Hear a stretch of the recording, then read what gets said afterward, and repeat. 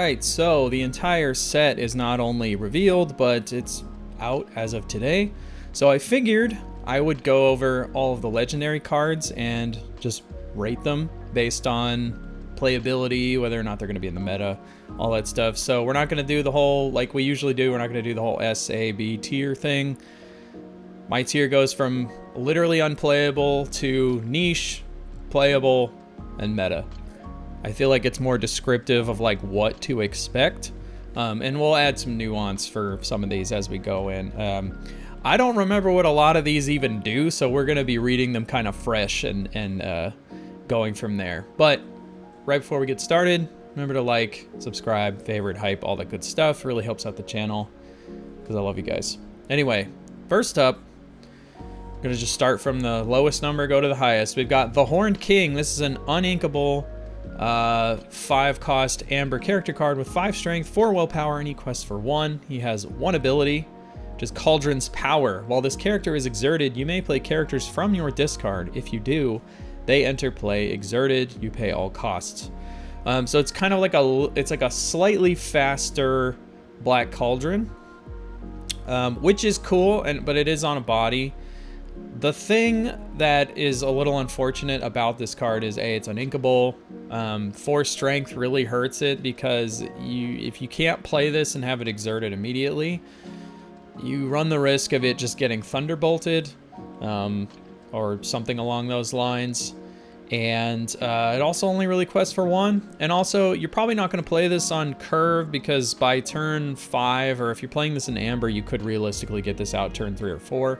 Like, what is really even in your discard to play? And when you play it, like, you know, is it really helping you out? And then the minute you exert this guy, is he just going to get taken out by something else? Probably. So I want to say it's kind of niche because I do like the card. I think it's cool. But I just don't know if it's really gonna do anything. Like I'm a little skeptical that it's even gonna stay alive. And I mean the best case scenario for this is that you just keep bringing back your bodyguards and your opponent never finds a way to get through that. But even then, like, it's kind of hard. I would say this is definitely like a blue-yellow card, but the problem is that we've lost like all the good ramp, so it's not really like feasible, I feel like, at this point to play like that blue-yellow deck that we saw like in the last meta. So I don't know. There's a chance I think that this is better in the future. I like it. I'm gonna say it's niche, but I do think it is bordering on unplayable at the moment. But I think even if it got better, I think it's likely still niche. I'd like to be proven wrong though, because I do think the card's kind of cool.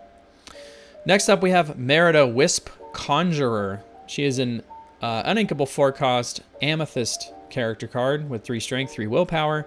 She quests for 1, and she has 2 abilities. Her first one is Focused Energy. This character may enter play exerted to draw a card. It's kind of neat. And then Beckon. During your turn, whenever another character of yours enters play exerted, you may draw a card. So, like, you could play Merida, and then you could play like a bodyguard, have them enter exerted and draw a card. So I feel like because bodyguards are mostly an amber thing and sometimes a steel thing, I feel like she's either a purple steel card or she's like an amber amethyst card, and that's kind of where she goes. I think right now she's definitely like playable, but I would say that she also kind of probably falls under niche, but I would say higher than the Horned King. I think that she's at least playable in some kind of deck. I think time will tell though, whether this card goes up to like playable or meta. I think there's a chance because it's not like bad on the surface. I do think the uninkability also hurts this card a fair amount. But it's fine. I think it's perfectly fine at this point. I think you might see it occasionally, but I don't know that you're gonna see it like all the time. I don't think this is a super meta card. Next up, we have Mushu Stealthy Dragon. He's an inkable 3-cost emerald character card with 3 strength, 2 willpower. He quests for 1. He has evasive. He has one ability, Tip the Scales. Whenever this character quests, if an opponent has more cards in their hand than you may draw a card. When I first saw this card, I thought, I don't know. Like, the 2 willpower seems rough, right? Especially if, like, your opponent's on, like, Ruby Amethyst and they're playing, like, all the Tinkerbell cards and stuff. Or if your opponent is playing Steel and they're running Angel, this just gets blasted by Angel. But I've played with it a little bit, and I do think it's pretty good, so I'm going to put it in playable. And the reason I think it's pretty good is, like, you can combine this with cards like Put That Back. You can combine this with a bunch of other cards that bounce stuff, like Mother Knows Best, basically. And you can use that to help fill your opponent's hand, especially with stuff that they've already played. Fill their hand, and then you can quest with this and draw, and that's kind of nice. It is also evasive, so it makes it a little more sticky, as long as they're not running like some easy removal for this thing. Because I think, you know, if you're on the draw and you play this, and then your opponent next turn just goes Angel, and then uses the, you know, discards a card and blast it, then Mushu's going to feel terrible. But I think in some instances, this card's really good. I think in Sealed, this card is incredible, actually. In Sealed or Draft, because, well, maybe not incredible. I think if you're playing and your opponent has, like, some draw, then this card's probably amazing, because you can keep up with them. And it might be harder for them to, like, get an evasive. But late game in Sealed, this might be harder, since a lot of times you're just top decking and seeing who can top deck better. But I am going to rate this playable, because I think that it is good. And I think, like, I've seen some people playing it in the meta right now. I've tried it, and it does work a lot better in some of those decks, especially like the kind of bouncy ones. So yeah, I think that this card has a lot of potential. I'm going to put it in playable. I thought it was going to be worse than it is. It's actually better than I thought it was going to be. Next up is Meilin Lee, popular red panda. She's an inkable 6-cost Ruby character card with 4 strength, 5 willpower, and she quests for 3. She also has temporary shift 3. Watch my video about all of the new shift mechanics to learn more about how they all work. And then she has Karaoke Queen. Once during your turn, whenever this character sings a song, gain 3 lore.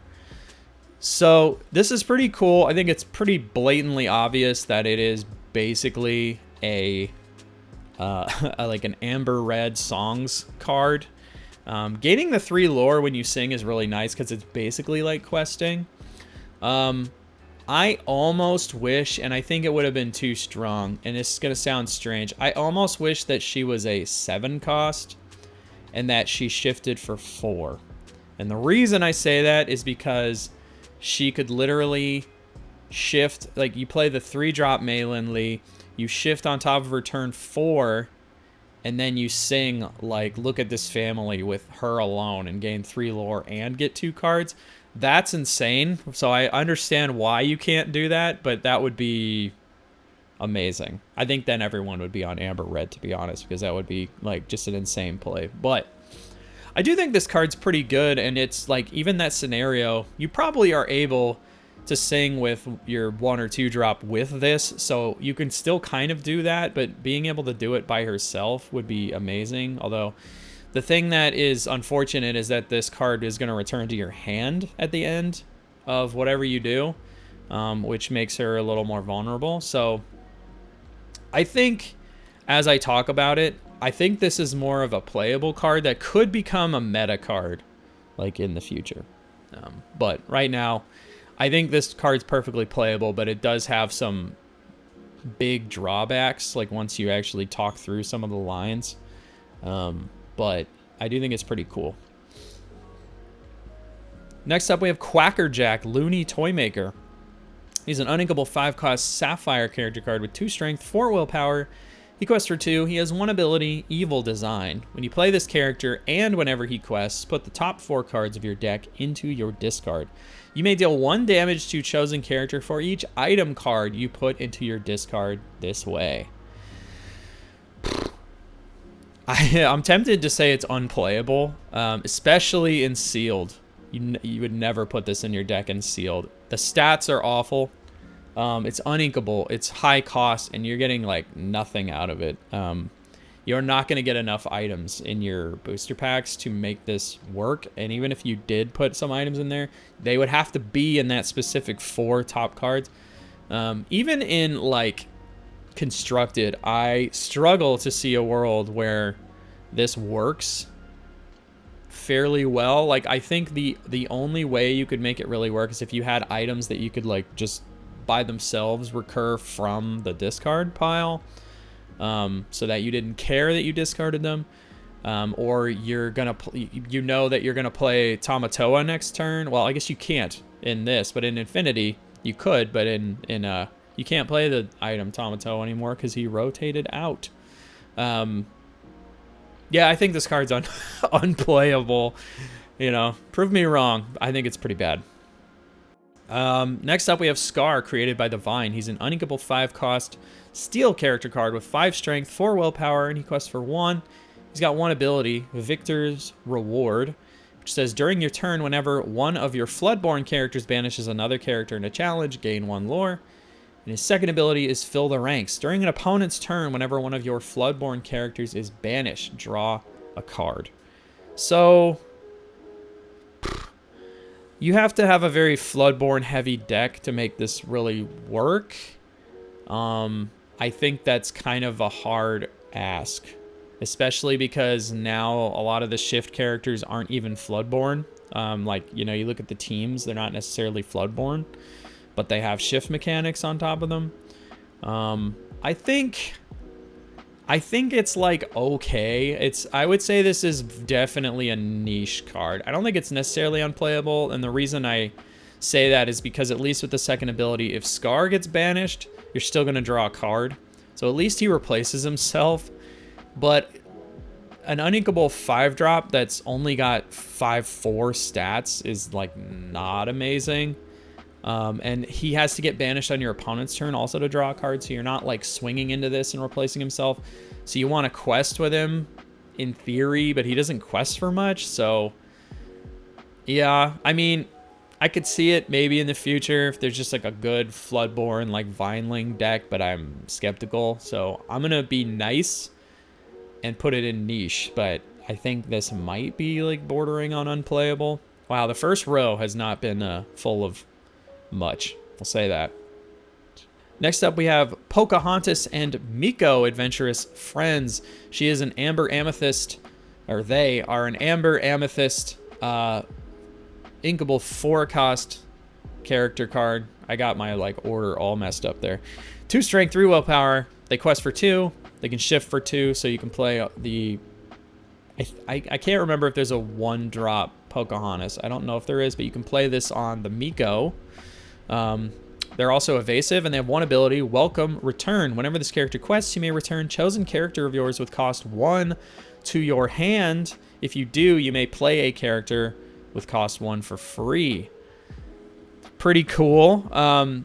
You can bounce like the Miko with this. You can bounce some other, like, it allows you to basically quest and save something, but you're not going to be able to save this because, well, I guess she is evasive, but if your opponent's on Ruby Amethyst and they play Jebediah, that thing is taking out Pocahontas like that. So I think this is a bit niche. I do like the way the Enchanted looks, though. I think it's really cool. Would not be upset to get that one.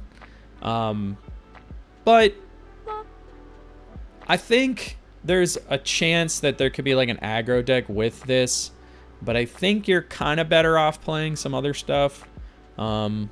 Remains to be seen. I think it's kind of niche. All right, so my voice recording died in the middle of that, so I'm gonna try and get through the rest of these a little bit faster since I have to talk about them all over again, unfortunately. But this next one is Woody and Buzz Lightyear, best buddies. They are an inkable 7-cost Amber Emerald character card with 4 strength, 4 willpower. They quest for 3.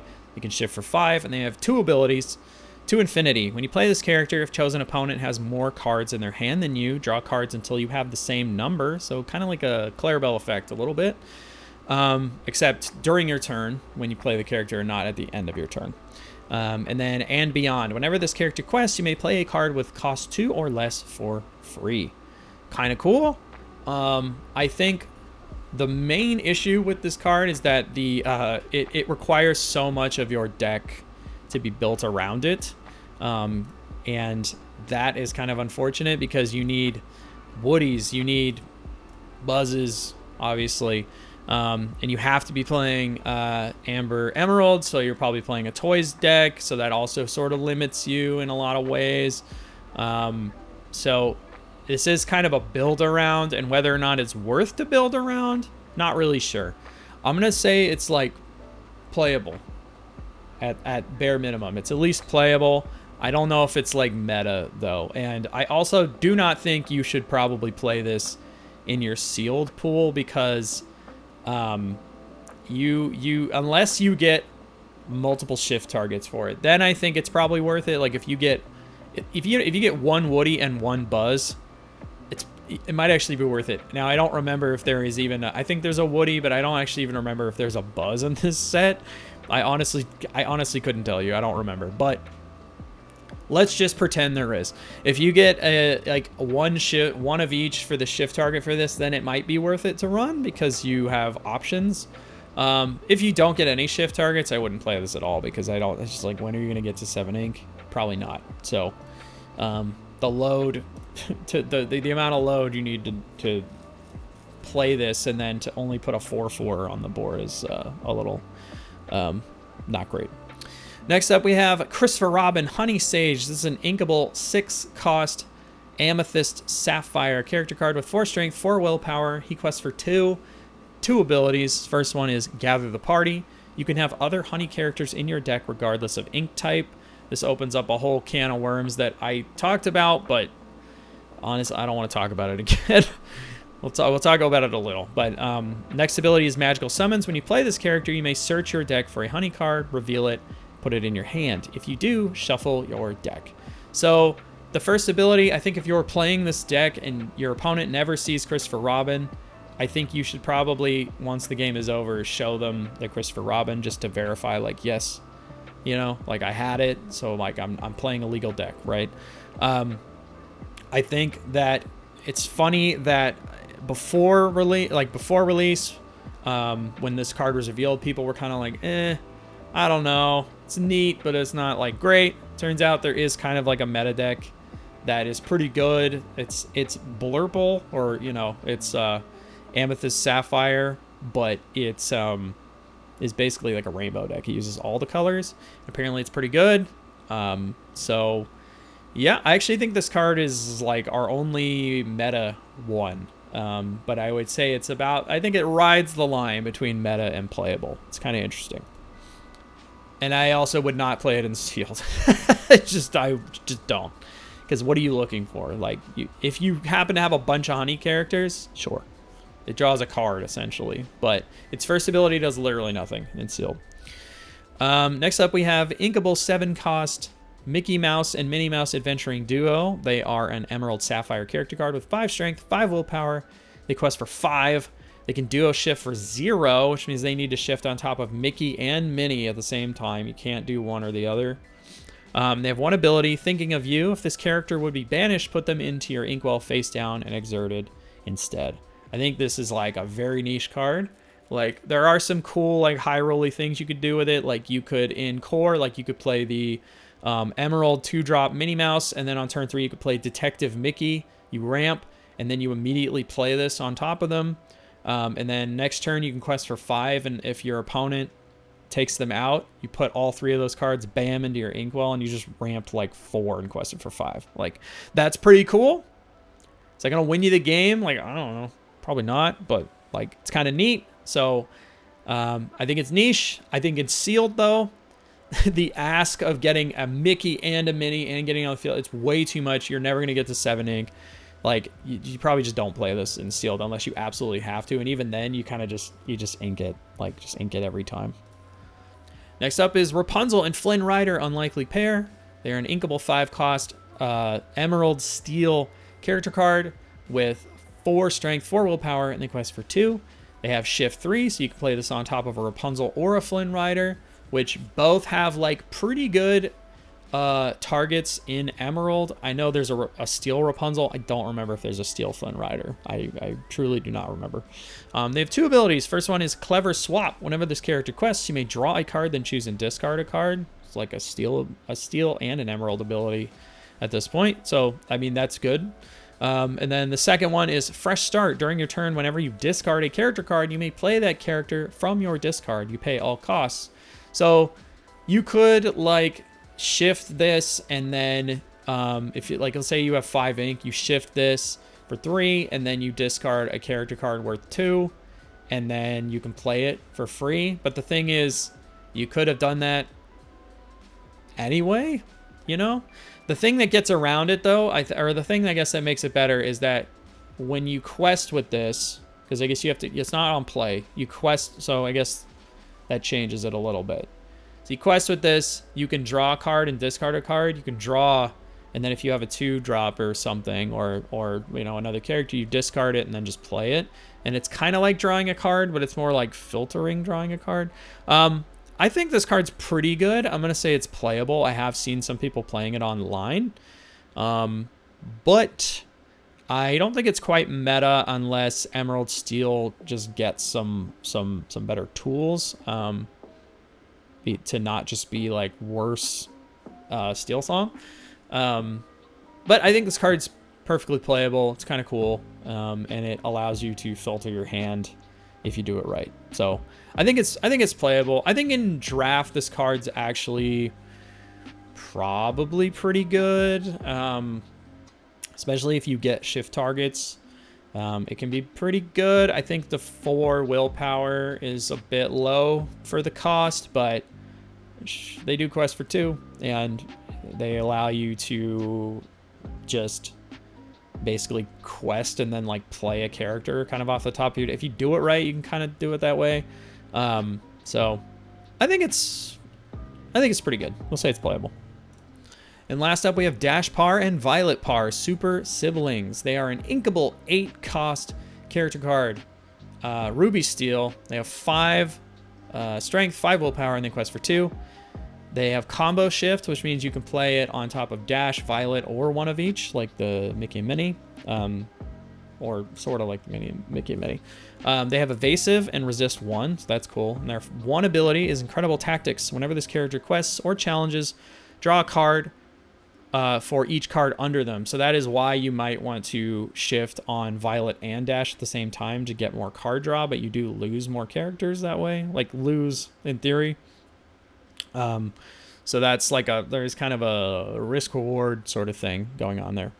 I think this card is massively expensive, and you only get a 5/5 out of it that quests for 2.